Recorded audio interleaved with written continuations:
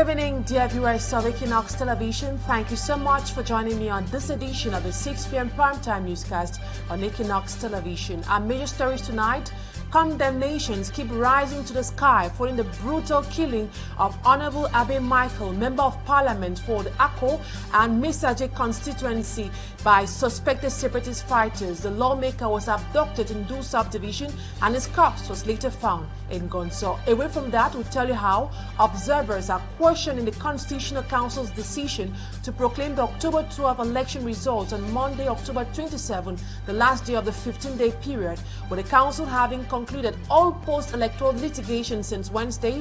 Many are wondering if the delayed proclamation is a ploy to serve a hidden agenda, leaving Cameroonians in uncertainty. Those are top stories tonight.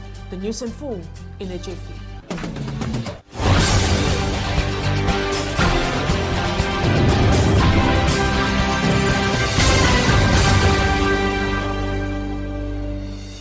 If you're just joining us, then know you're watching the 6 p.m. primetime newscast on Equinoxe Television, and for presentation, I am Immaculate Fogwe.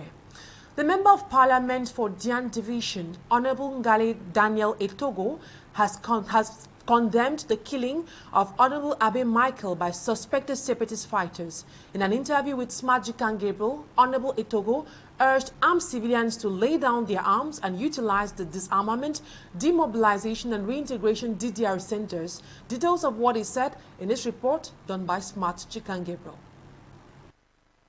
The news about the assassination of the Honorable Member of Parliament for Akko and Mesaje villages of the Dongamantum Division has left many of his colleagues speechless, amongst them the Honorable Member of Parliament from Ndian Division. Come to think of it, it beats my imagination. It renders me sad that it should be Abe Michael who should be a sacrificial lamb, a man who is taciturn in nature, a man who does not hurt a fly. It is unimaginable. It is indeed devastating.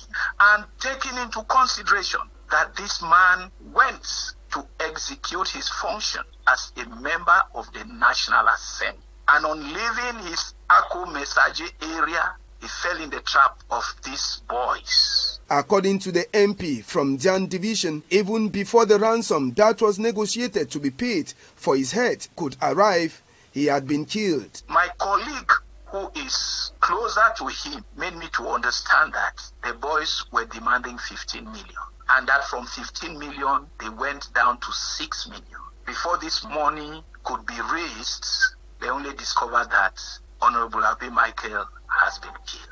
Late Honorable Member of Parliament Abe Michael was returning to Nkambe Center when he fell into the dragnet of alleged separatist fighters. The MP from Dian drops this message to the armed civilians who are hiding in bushes. We should not kill our own because it is senseless.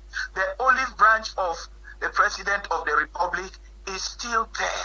Let these boys put down their arms, come to the DDR center, be it in Northwest or Southwest, and they will be taken care of. You can't imagine the amount of money that the government is spending in feeding these boys and training them. When people talk about Paul Biya, you look at his magnanimity for people who have killed their brothers, killed their fathers, killed soldiers. Yet he says, forgive them, for they know not what they are doing. I am calling on these our brothers that this senseless killing should stop. The lifeless body of Honorable Abe Michael was discovered at Mbonso village in the early hours of Wednesday and taken to the esplanade of the Senior Divisional Officer for Dongamantum. And may the soul of Honorable Abe Michael rest in peace. Away from that, it's often said education is power and that the youths are the leaders of tomorrow. Sadly, many young people are denied access to quality education. This is a reality for children and youth in Bafaka Baluwe in the Dian Division of the Southwest region who have not attended school since the start of the Anglophone crisis. Today, their school buildings stand abandoned and in ruins. Our reporter, Asa Lucilengu,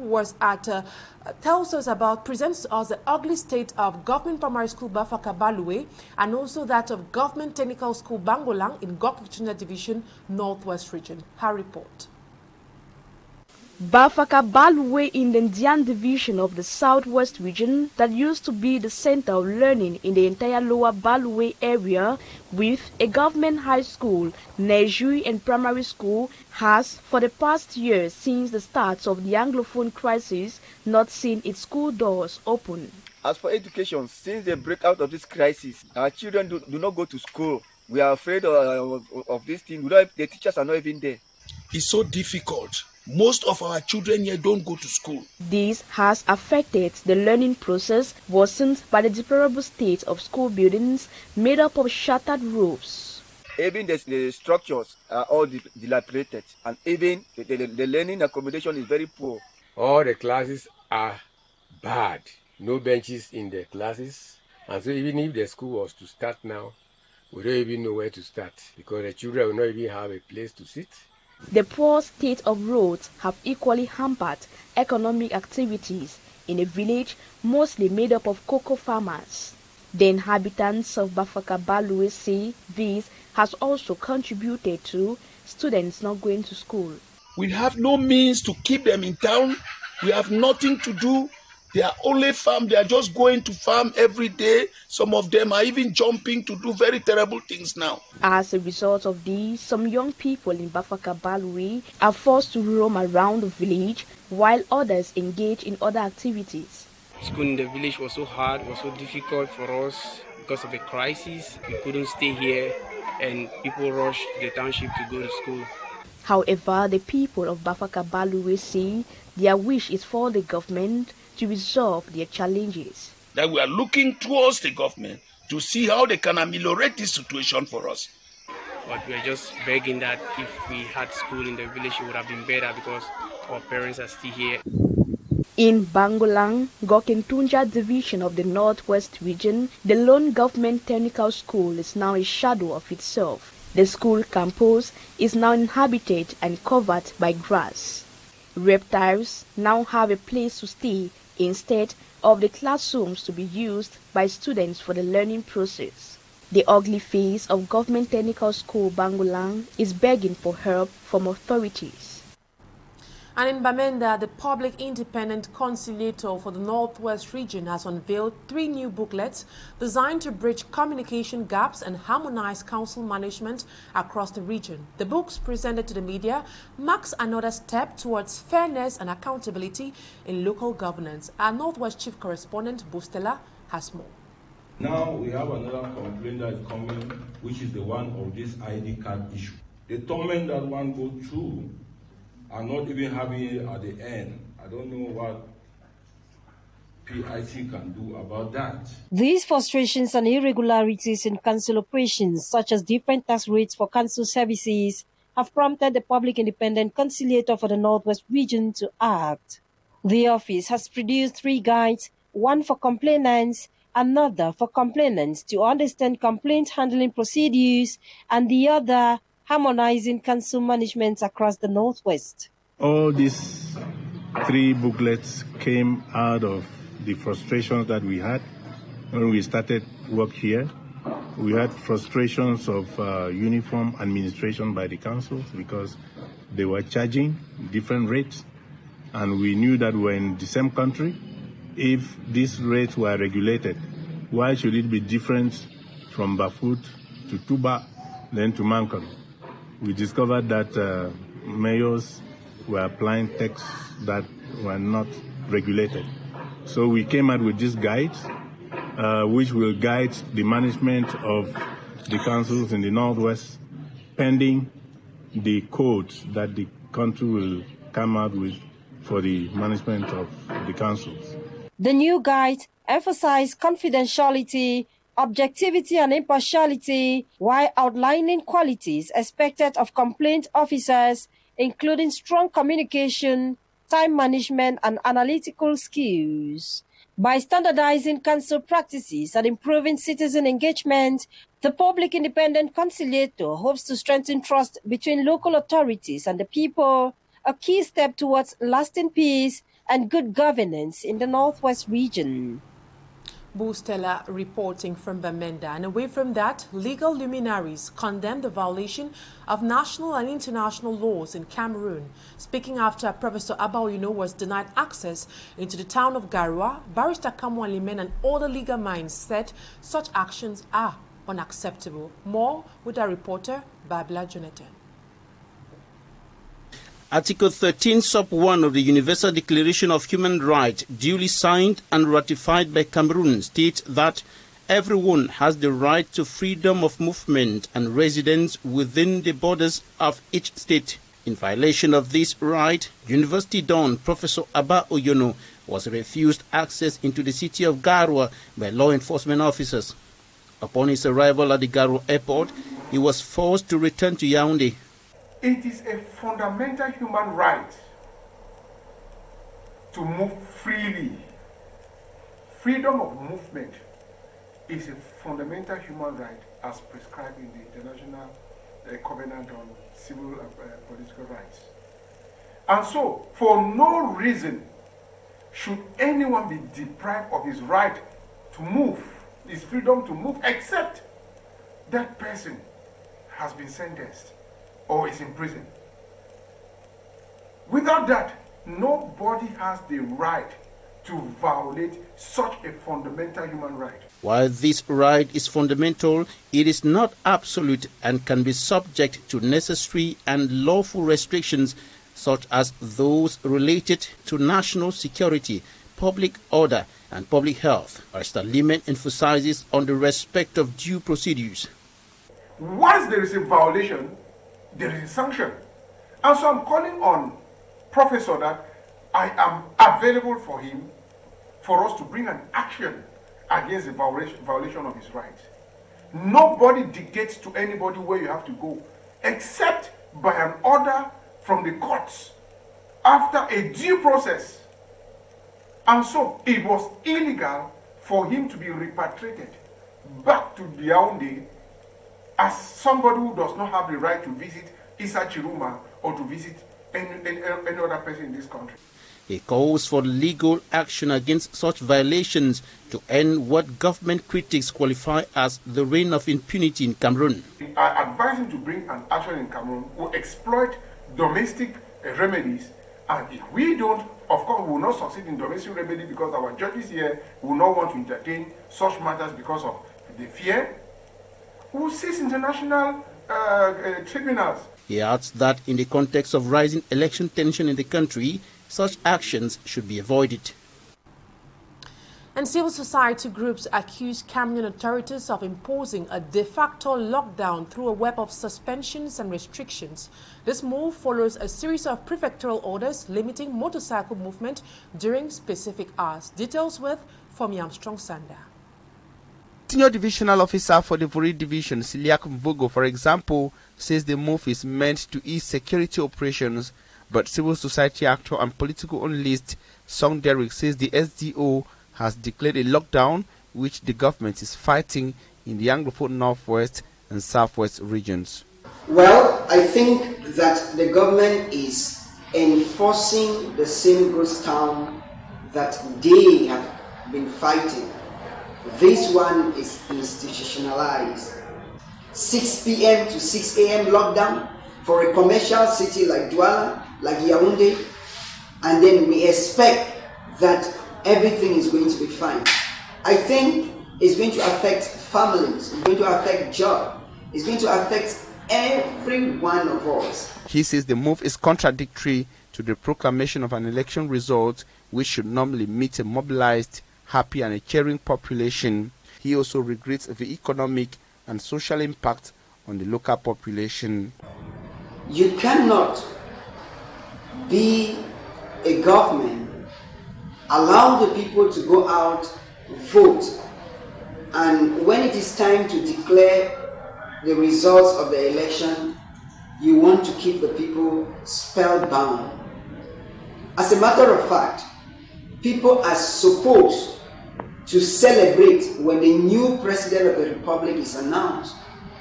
If you are locking the people home, it means there is something fishy. This is power grip. This is showing that the authorities are trying to tighten their grip on power against the will of the people. If the government is out for justice, for truth, for sincerity and honesty, there is nothing we should fear. We should rather prepare to go out to the streets and celebrate when a new republic is born. The suspensions and restrictions have also been announced in places like the Benue in the north region, the Mfundi in the central region, and the Menua in the west region of Cameroon. And now to one of our major lead stories. Speculations are mounting in Cameroon following the Constitutional Council's decision to schedule the official proclamation of the October 12th presidential election results for October 27th. Cameroonians and political observers are questioning the choice of the date given the current post-electoral tensions and are curious about the motivation behind it. We have more with Fomi Armstrong-Sanda. The official results proclamation built for Monday, October 27, 2025 is no doubt within the deadline fixed by the Constitution in Cameroon. However, observers question why the Constitutional Council picked the last of these 15 days, whereas the Council concluded all post-electoral litigations since Wednesday, October the 22nd, 2025. Pour l'essentiel, ils ont une idée claire. Political journalist Guy Fongang hopes that the move is motivated by the need to adjust and proclaim the true results of the October 12th presidential because truth relieves, he says. Parce que la vérité libère, dit-on. Beyond the need for truth and the will of the people, other Cameroonians say that the extended deadline could have been settled for in order to address the tense post-electoral atmosphere across Cameroon. Il y a des tensions qu'on observe dans. This opinion is shared by Didien Dengue, a journalist who expresses the need for calm to return in towns and cities across the country. Moreover, given that some candidates publicly expressed knowledge of the outcome of the exercise shortly after October 12, some opinions hold that the Monday deadline could have been settled for so as to facilitate negotiations and factual reconciliation in order to attain a legitimate and unanimous outcome. Le bon compromis, même s'il faut respecter la vérité des urnes, vous savez qu'il y a des vérités blessantes. Amid uncertainty and anxiety, Cameroonians are compelled to subscribe to the wait option until it is Monday, October 27th to be able to know the verdict of the Constitutional Council. Now out of Cameroon, a tragic accident occurred on the Kampala-Gulu highway in Uganda, resulting to 46 deaths and several injuries. The accident involved two vehicles, that is a truck and a smaller vehicle, with preliminary investigations suggesting a collision between the two buses. And in the Democratic Republic of Congo, Aimé Boji Zangara, a key figure in the Union pour la Nation Congolaise, UNC, and a close ally of Vital Kamerhe, has submitted his resignation as Minister of Industry to pursue his ambition of becoming the President of the National Assembly. A roundup of all these stories with our reporter, Sedi Chakutio. A road accident in central western Uganda on Wednesday, October 22nd, left 46 dead and several injured, according to a new report cited by the Ugandan police. The accident occurred at around 12 a.m. local time in Kiriandongo district on the Kampala-Gulu highway. It involved 4 vehicles, 2 passenger buses, a truck and a small vehicle. After offering his condolences to the bereaved families, Ugandan President Yoweri Museveni announced that each bereaved family will receive 5 million Ugandan shillings, while the injured will receive 1 million shillings in assistance. Preliminary police investigations indicated that a bus traveling from Kampala to Gulu attempted to overtake a truck and collided head-on with another bus traveling in the opposite direction, triggering a chain reaction that caused several vehicles to overturn. The Ugandan Ministry of Works urged motorists to avoid dangerous overtaking on major roads, promising a full report on this devastating accident. Elsewhere, in the Democratic Republic of Congo, the succession of Vital Kamerhe as head of the National Assembly is underway. A name, Aimé Boji Sangara, a member of Vital Kamerhe's UNC party, is seen at this post. He submitted his resignation from the government on Monday. Aimé Boji Sangara, who, like Vital Kamerhe, comes from South Kivu, is expected to succeed him as president of the National Assembly. This choice is likely to be explained by both political and strategic reasons. According to other sources, this appointment also reflects Felix Tshisekedi's desire to fragment the leadership in South Kivu by promoting the emergence of several regional political figures. It now remains to set the election date and manage the ambitions that are sure to emerge within the Sacred Union.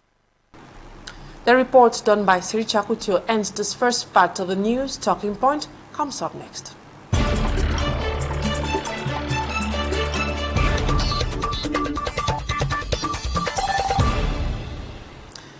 On the line in Boya is a political analyst who goes by the name Stephen Song. Good evening. It's a pleasure having you on Talking Point tonight. Immaculate Fogui. Good evening, Equinoxe televiewers. I am grateful to be on your platform today and on Talking Point. Thank you very much. Stephen Song, suspense has been created in Cameroon following the last-minute decision of the President of the Constitutional Council to proclaim the winner of the presidential election on Monday, October 27, rather than Thursday. What could be the possible motivation behind this decision? With results circulating outside giving Mr. Biya a lead, tensions had heightened. And I believe that these results were sent out intentionally to get the feel of how the population or the people were going to react.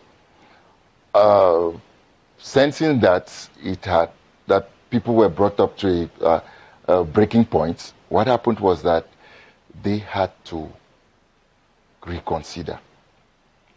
Reconsidering in the sense that they understood that if those results were published as they were, then they were sending the country into a state of chaos.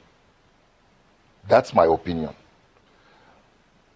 Having sensed that, and then having said that, what happened was they had to push the date to the 27th. And I believe further consultations are taking place and considerations are being made with regards to the ballot box. And if that is being done, and for once the Constitutional Council does the right thing by proclaiming the results that came from the ballot box and not the results that are being purported or published out there, then there will be peace in our country.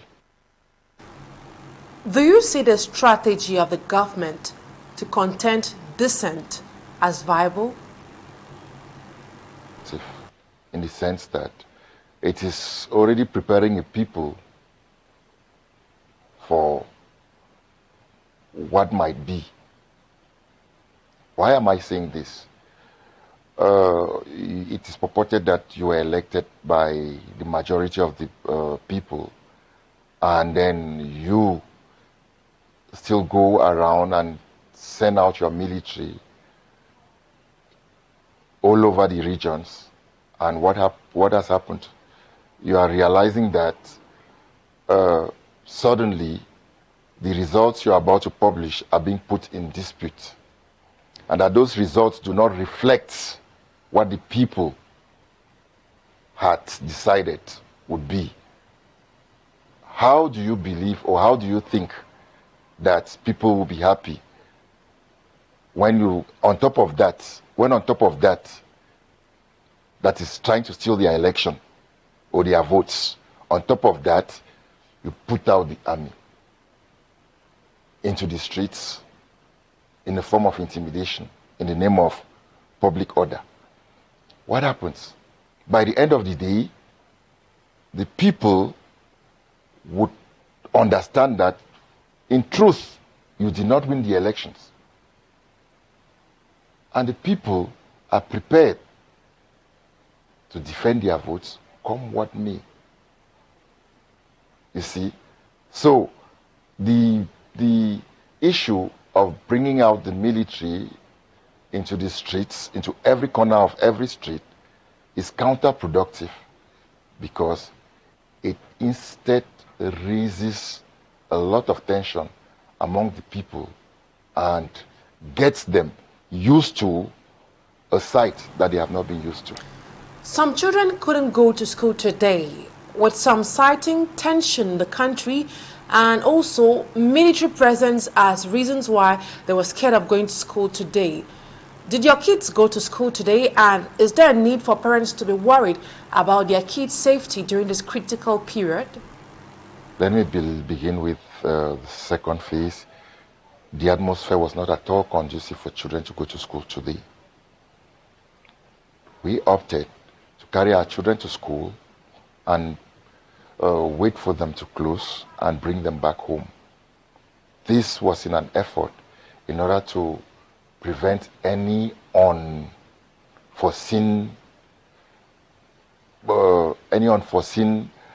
activity or any unforeseen happening. And the tension that has been created by the psychosis of the military being everywhere has contributed to much of the tension that to much of the fear that parents have in sending their children to school. Today, Boya had no traffic because many parents decided to keep their children back home, to allow their children to stay back home because nobody knew what was going to happen.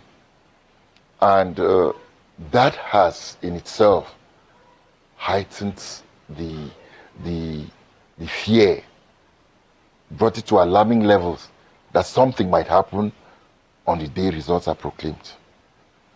You see, and it is something that is not good to put your citizens in. The Anglophone regions, for example, have suffered a lot from ghost towns. That's why we are striving at all costs that our children go to school. You see, and adding this to the prevalent problem we have in the southwest and northwest region, it does not help the situation. Another life has been lost due to the over 8-year-old armed conflict in the northwest and southwest region, but this time around it took place in the northwest region. Honorable Abe Michael, a member of parliament for Mesaji and Akko, was killed by suspected separatist fighters. Is there a link between this crisis and the political atmosphere we are currently experiencing? And do you think if there's a change in leadership, this crisis may surely come to an end? I'll begin by referring to 2018. In 2018, in the northwest and southwest regions, people were brought from outside to vote in these regions. I am witness to the people that came from other places to vote in Buea, for example. Then, nobody came out of the houses because everybody was locked in his house. And many people had left the region. In 2025, we had somebody that came out and preached forgiveness, beginning with himself. Issa Chiruma begged the Anglophones to be forgiven and that he would remedy the situation once voted into power. You are an eyewitness of what happens in the southwest region, Buea specifically, with regards to a stronghold that CPDM had never lost inside Bakweri town. Out of about 700 voters, effective voters, in that particular voting center, 605 chose Issa Chiruma. 53 voted for Mr. Bia, and the other opposition shared the remaining 47. Why am I bringing you back to these figures and to this history?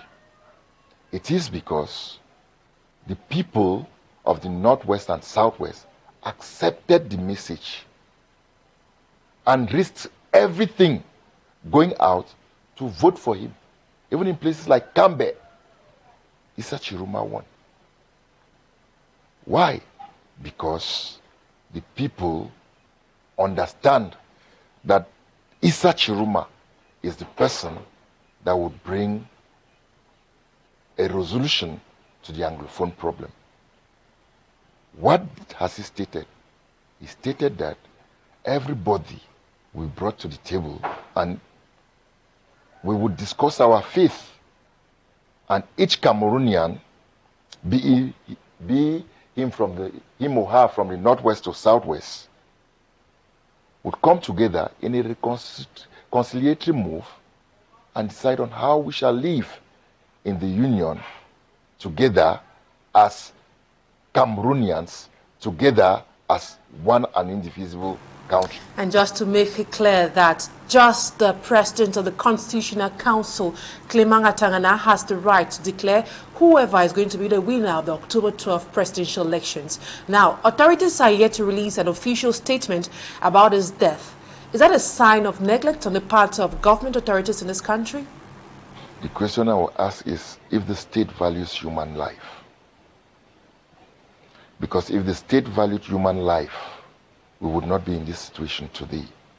The Anglophone problem would not have been. We would not have been losing people in their numbers as we have lost the Honorable Abi. It would not have been. That is why, right up to now, it is preoccupied in seeing how elections can be manipulated rather than sending out a condolence message to the Honorable, that is to the servant of the people of his region. You see, it's rather unfortunate. It is sad. And I pray and I beg that if in fact Biya had been defeated, that is President Biya had been defeated through the ballot box, he is an honorable man. He should do the honorable thing and hand over honorably, and let's construct together our country, Cameroon.